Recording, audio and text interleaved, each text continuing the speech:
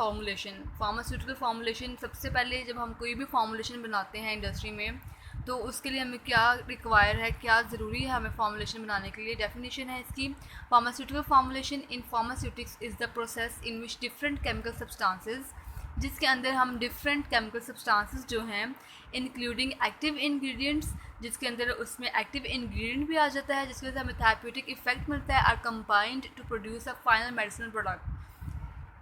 Pharmaceutical formulation के लिए हमें ज़रूरी है कि हम लोग जो है इसमें केमिकल सब्सटेंसेस ऐड करें डिफरेंट, जिसके अंदर एक्टिव इंग्रेडिएंट भी हो और कंबाइंड सब्सटेंसेस भी हो, जैसे एक्सीपिएंट्स होते हैं अदर देन एक्टिव इंग्रेडिएंट। अब एक्सीपिएंट्स में क्या क्या चीज़ें आ जाती हैं: ड्रग आ जाता है, डाइल्यूएंट आ जाता है, बाइंडर्स आ जाते हैं, हमारे पास डिसइंटीग्रेंट्स आ जाते हैं, ताकि हम उन सबको कंबाइन करके एक फाइनल मेडिसिनल प्रोडक्ट बना दें, जो कि हमारे लिए एफिकेसी के लिहाज से बेहतर होगी और थेरेप्यूटिक इफेक्ट भी देगी। तो इस सारे को हम क्या कहते हैं, इस पूरे प्रोसेस को हम कहते हैं फार्मास्यूटिकल फार्मूलेशन। अब फार्मूलेशन स्टडीज़ जो है हमारे पास इन्वॉल्व करती हैं developing a preparation of the drug, जिसके अंदर हम लोग किसी भी ड्रग की प्रिपरेशन करते हैं which is both stable and acceptable to the patient. जब भी हम कोई फार्मूलेशन तैयार करें तो उसको क्या होना चाहिए, स्टेबल होना चाहिए और एक्सेप्टेबल होना चाहिए टू द पेशेंट, कि उसको कोई हार्म ना हो इससे, वो इसे खाए उससे कोई इरिटेशन ना हो, उसको कोई साइड इफ़ेक्ट ना हो, उसको कोई आइडियाज़ ना हो। तो उसको स्टेबल होना चाहिए एक बात, और दूसरी एक्सेप्टेबल होना चाहिए। For example, orally taken drugs usually involves incorporating the drug into a tablet or a capsule। जितनी भी हम orally taken drugs हैं वो किस तरह की होती हैं, या तो टैबलेट फॉर्म में होती हैं या फिर कैप्सूल फॉर्म में होती हैं। अब ऑब्जेक्टिव क्या है कि क्यों हम फार्मास्यूटिकल फॉर्मूलेशन बनाते हैं: to design and manufacture medicines that deliver the drug to the patient in the required amount. हम क्यों बनाते हैं, डिज़ाइन करते हैं, क्यों मैन्युफैक्चर करते हैं हम किसी भी मेडिसिन को, कि वो डिलीवर हो सके ड्रग जो है पेशेंट में इन द रिक्वायर्ड अमाउंट। जितनी उसके ऊपर स्ट्रेंथ लिखी हुई है, 100 mg है, 200 mg है, 250 mg है, 500 है, ये 625 mg है, रिक्वायर्ड अमाउंट में पेशेंट में वो एडमिनिस्टर कर दी जाए, डिलीवर कर दी जाए इस ड्रग को। ये इसका ऑब्जेक्टिव है। और क्यों डिलीवर की जाए, to achieve the desired therapeutic benefit, ताकि जो हमें उसका डिज़ायर्ड, जो हमारी ख्वाहिश के मुताबिक जो उसका असल जो उसका बेनिफिट है, फ़ायदा है, वो हम हासिल कर सकें। और किसके बेटर शेल्फ़ लाइफ, किस लिए शेल्फ़ लाइफ किसी भी मेडिसिन की क्या होती है कि उसकी ड्रग्स क्वालिटी होती है over specified period of time, कि एक ख़ास वक्त के लिए जो उस प्रोडक्ट की क्वालिटी है उसको हम उसकी क्या कहते हैं, शेल्फ़ लाइफ कहते हैं। यहाँ पर स्टेबिलिटी ऑफ द प्रोडक्ट, कि प्रोडक्ट जो है कब तक, कितनी देर तक स्टेबल रहती है। तो इसमें 3 चीज़ें थी कि हमें पहली बात रिक्वायर्ड अमाउंट की जो ड्रग है वो पेशेंट को डिलीवर करनी है, ताकि हम अपने डिज़ायर्ड थेरेप्यूटिक बेनिफिट ले सकें, उसकी शेल्फ लाइफ या स्टेबिलिटी ऑफ प्रोडक्ट को बेटर कर सकें। ये इसका ऑब्जेक्टिव था फार्मास्यूटिकल फार्मूलेशन का। नेक्स्ट है formulation and manufacturing of solid dosage forms. अब सॉलिड डोजेज फॉर्म्स क्या होंगी हमारे पास? Most common solid dosage forms are tablets and capsules. या तो टैबलेट्स हैं या कैप्सूल्स हैं हमारे पास। फॉर्मूलेशन है and manufacturing of tablets. Ease of manufacturing मतलब कि जब हमने किसी भी टैबलेट को फॉर्मुलेट करना है या मैन्युफैक्चर करना है, तो इसके लिए पहला स्टेप ये क्या है कि ईज़ ऑफ मैन्युफैक्चरिंग, कि बहुत आसान है टैबलेट को मैन्युफैक्चर करना। कन्वीनियंस फॉर द पेशेंट के लिए बहुत आसान है कि वो टैबलेट को ईज़िली ले लेता है, ठीक है। कन्वीनियंट है उन पेशेंट्स के लिए जो कि सिरप वगैरह, जो कि बिटर टेस्ट होते हैं, स्लो टेस्ट होते हैं, वो नहीं लेते, जो टैबलेट को प्रेफर करते हैं। वो कन्वीनियंस होता है फॉर द पेशेंट के लिए कि वो ईज़िली उसको ले सकता है। एक्यूरेट डोज एडमिनिस्ट्रेशन, जो एक टैबलेट है उसके अंदर एक एक्यूरेट, एक अप्रोप्रिएट, एक मुनासिब डोज है, जिसको पता है कि जितनी लिखी हुई है उतनी हमारे अंदर जाने, ना कम जाएगी ना ज़्यादा जाएगी, ठीक है। उसके ऊपर डोज मेंशन होती है, स्ट्रेंथ मेंशन होती है, इतनी mg की है, तो वो एक्यूरेट डोज एडमिनिस्ट्रेशन इसके ज़रिए हमारे बॉडी में जाती है। बेटर स्टेबिलिटी के लिहाज से बहुत अच्छी है। अब इसकी जो स्टेबिलिटी है वो बहुत ज़्यादा अच्छी है, मीन्स कि बेटर है स्टेबिलिटी दैन किससे, liquid and parental dosage forms. जो हम पेरेंटली लेते हैं, यहाँ पे हम लिक्विड जो हम ऑयली सिरप्स लेते हैं उनसे बहुत अच्छी इसकी स्टेबिलिटी है। Formulation of tablet. अब टैबलेट किस तरह से फॉर्मुलेट होती है? Tablet formulation generally consist of drugs आ जाती हैं इसमें, together with the varying number of other substances called excipients, जिसके अंदर टैबलेट फॉर्मुलेशन में एक तो एक्टिव इंग्रेडिएंट होता है और इसके अलावा भी बहुत सारे अदर जो हैं हमारे पास सब्सटेंसेस होते हैं जिनको हम क्या कहते हैं एक्सिपिएंट्स। जो एक्टिव इंग्रेडिएंट के अलावा जो हम उसमें सब्सटेंसेस ऐड करते हैं हम उन्हें कहते हैं कि वो क्या हैं, एक्सिपिएंट्स हैं। तो कौन कौन से एक्सिपिएंट्स हैं, इसमें ड्रग है, डाइल्यूएंट्स हैं जो कि हम इसमें ऐड करते हैं। अब डाइल्यूएंट्स क्या हैं? Diluents are fillers use to increase the bulk volume of a tablet. किसी भी चीज़ का हमने उसको वॉल्यूम बढ़ाना हो, उसका बल्क वॉल्यूम बढ़ाना हो तो उसको हम क्या ऐड करेंगे, उसके लिए डाइल्यूएंट ऐड करेंगे उसके लिए। तो वो हमारे पास है microcrystalline cellulose and lactose. Binders, binders के नाम से जाहिर है किसी चीज़ को जो क्या कर देगा, बाइंड कर देगा, जोड़ देगा। होल्ड्स द मटेरियल टुगेदर, किसी भी मटेरियल को आपस में होल्ड कर देगा, मीन्स जोड़ देगा। तो बाइंडर्स भी हम किससे ऐड करते हैं, जोड़ने के लिए। तो इसमें हमारे पास बाइंडर है पीवीपी, पॉलीविनाइल पायरोलिडोन।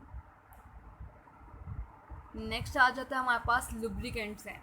लुब्रिकेंट्स का क्या रोल है? लुब्रिकेंट्स जो है रिड्यूस करते हैं friction between surfaces in contact. जब भी कोई दो चीज़ें आपस में म्यूचुअल कॉन्टैक्ट में आती हैं तो उसके अंदर जो फ्रिक्शन प्रोड्यूस होती है, जो रगड़ प्रोड्यूस होती है, उसको लुब्रिकेंट क्या कर देता है, कम कर देता है, रिड्यूस कर देता है।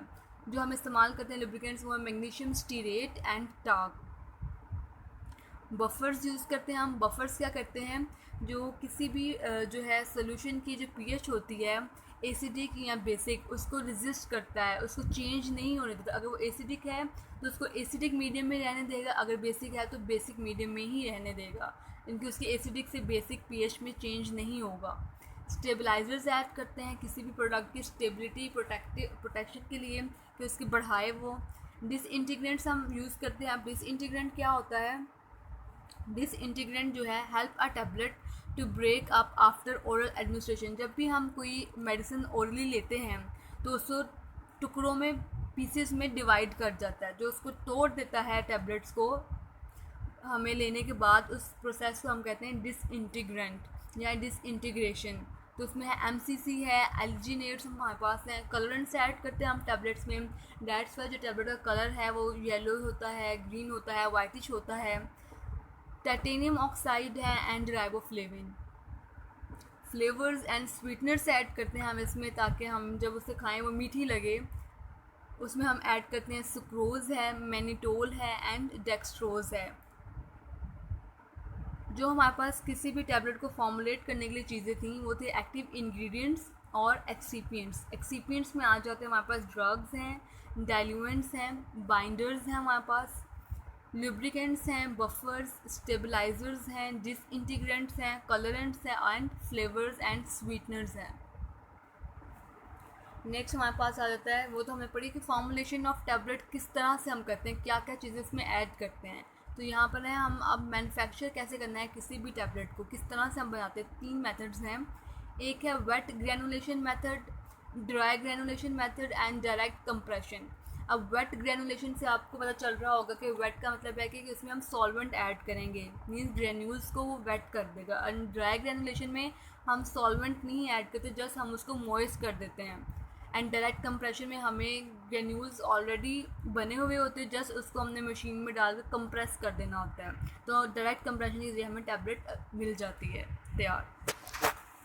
फर्स्ट है इसमें हमारे पास wet granulation method. Wet granulation method use for the production of compressed tablets के लिए हम यूज़ करते हैं इसको।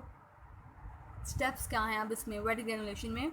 नंबर 1 है weighing and balancing the ingredients. सबसे पहले जो हमें चीज़ बनानी है, जो टैबलेट बनानी है, उसको हमने वे कर लेना है कि कितने कितने ग्राम हमने वो लेनी है, बैलेंस कर लेना है उसको वेइंग बैलेंस पे।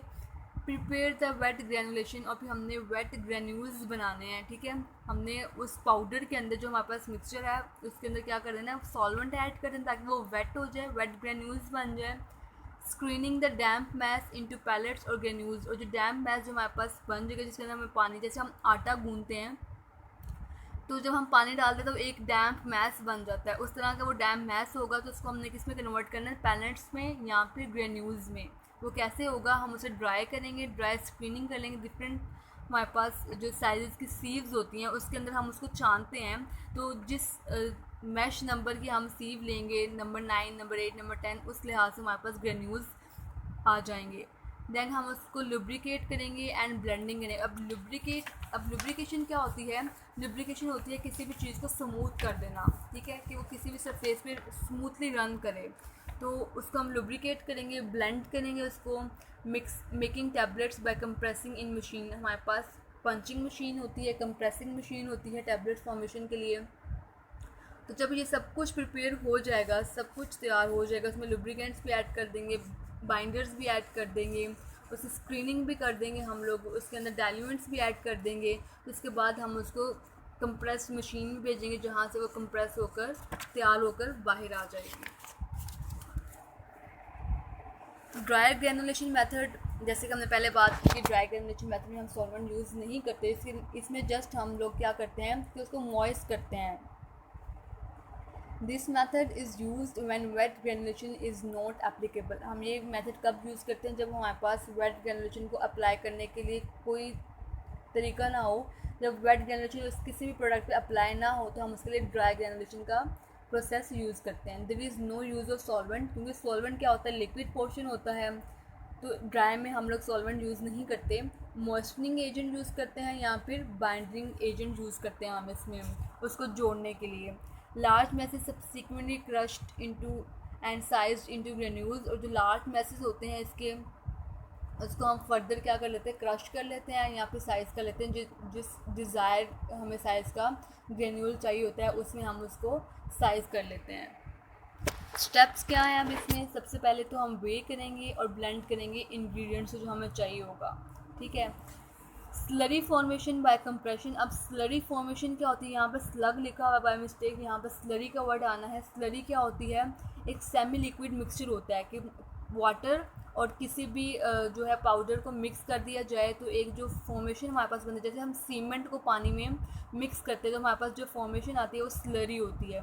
तो स्लरी फॉर्मेशन बाय कंप्रेशन से हम बनाएंगे। क्रशिंग ऑफ स्लरी, फिर स्क्रीनिंग इनटू ग्रेन्यूल्स, हम उसको ग्रेन्यूल्स में जो है कन्वर्ट कर देंगे, फिर हम मिक्स करेंगे, उसमें लुब्रिकेंट्स ऐड करेंगे। मेकिंग टैबलेट्स बाय कंप्रेसिंग इन मशीन। जस्ट यही डिफरेंस है कि हम इसमें सॉल्वेंट यूज़ नहीं करते, जस्ट हम उसको मॉइस्ट करते हैं, ठीक है। और वेट में हम लोग ज़्यादा सा पानी इस्तेमाल करते हैं और फिर उसको हम स्क्रीनिंग करते हैं उसकी। लास्ट मेथड है हमारे पास डायरेक्ट कंप्रेशन। डायरेक्ट कंप्रेशन में क्या होगा? इसमें हम chemical substances occurring in granules form, जो केमिकल सब्सटेंसेस ग्रेन्यूल फॉर्म में हमारे पास पाए जाते हैं वो हम लेंगे और जिनकी गुड एडहेसिव प्रॉपर्टीज़ होंगी। अब एडहेसिव प्रॉपर्टीज़ क्या होती हैं? ये एक सब्सटेंस होता है जैसे कि किसी भी चीज़ को ना बाइंडिंग के तौर पर ये काम करता है। एडहेसिव प्रॉपर्टीज़ होती हैं कि जैसे ग्लू नहीं होती, ग्लू जो है चीज़ों को आपस में जोड़े रखती है, वो एडहेसिव प्रॉपर्टीज़ मीन्स कि उसको क्या कर देगी? बाइंड करके रखेगी। हमने क्या लेना है? केमिकल सब्सटेंस जो कि किस फॉर्म में पाया जाता है? ग्रेन्यूल फॉर्म में, और जिसकी एडहेसिव प्रॉपर्टीज़ अच्छी होती है, बाइंड करने वाली properties, can be compressed directly into tablets.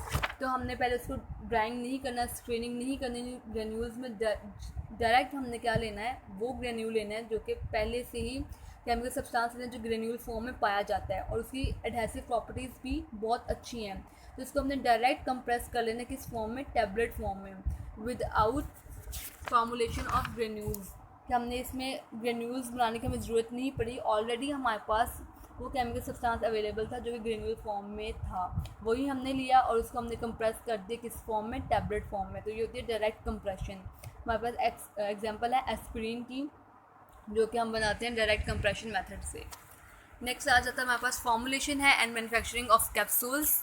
Capsules जो है किस तरह से हम फॉर्मुलेट करते हैं? Capsules are dosage form containing unit dosage of drugs enclosed in a soft और हार्ड जेलेटिन शेल, जो कि जेलेटिन का भी बना होता है या फिर स्टार्च का बना होता है, and intended to be swallowed whole orally. तो कैप्सूल जो है डोजेज फॉर्म है एक, जिसके अंदर यूनिट डोज होती है ड्रग की, जो कि किसके अंदर इनक्लोज होता है? एक सॉफ्ट या हार्ड शेल होता है जो कि जेलेटिन का बना हुआ होता है या फिर स्टार्च का बना होता है, और जो कैप्सूल होता है वो पूरा हम निगल लेते हैं, ओरली लेते हैं हम, ठीक है। Hard gelatin capsule shells are manufactured in 2 sections. जब भी आप सॉफ्ट जेलेटिन कैप्सूल्स देखते हैं, जैसे कि हमारे पास वाइटनिंग कैप्सूल्स होते हैं, तो वो जो है वो सॉफ्ट जेलेटिन कैप्सूल्स होते हैं, उनके कोई पार्ट नहीं होते, वो एक ही पार्ट होता है फ्लेक्सिबल सा, उसके अंदर लिक्विड टाइप होता है, ठीक है, वो कैप्सूल। लेकिन हार्ड जेलेटिन कैप्सूल जो होते हैं, जो हम नॉर्मली ऑलरेडी लेते हैं वो दो सेक्शंस में डिवाइड होता है। एक तो होता है कैप्सूल और दूसरा होता है कैप। कैप्सूल बॉडी जो है वो बड़ी होती है और जो शॉर्टर होता है वो कैप होता है। यहाँ डायग्राम में दिखाया हुआ है। यहाँ पर जो हमारे पास ये छोटा वाला नज़र आ रहा है ये इसकी कैप है और जो ये बड़े वाला हमारे पास नज़र आ रहा है ये इसकी बॉडी है। तो हार्ड जेलेटिन कैप्सूल जो है इसके दो पार्ट्स होते हैं, एक होता है कैप्सूल और दूसरा होता है cap. Manufacturing of hard gelatin capsule किस तरह से हम प्रिपेयर करते हैं? Developing and preparing the formulation. सबसे पहले हमने डेवलप करनी है एंड फॉर्मुलेशन को बनाना है। सिलेक्टिंग द कैप्सूल साइज़, हमने फर्स्ट ईयर में पढ़ा था कि हम कैप्सूल साइज़ जो है सिलेक्ट करते हैं। 000 है, 0 है, 1 2 3 4 इस तरह से। उसके आगे स्ट्रेंथ दिए होते हैं इतने mg का, तो हमें कैप्सूल साइज़ को सिलेक्ट करना होता है। फिर हमने कैप्सूल शेल्स को फिल करना होता है, कैप्सूल को सील करना होता है। Cleaning and polishing the field capsule, तो फिर हमने उसको क्लीन करना है एंड पॉलिश करना है फिल्ड कैप्सूल्स को। तो इस तरह से हमारे पास मैन्युफैक्चरिंग ऑफ कैप्सूल तैयार हो जाती है। हमारे पास है ये डायग्राम में एक manufacturing of hard gelatin capsules. यहाँ पर इन्होंने दिखाया हुआ एक सीक्वेंस है। यहाँ पे हमने पहले डिप करना होता है मेटल पिन को।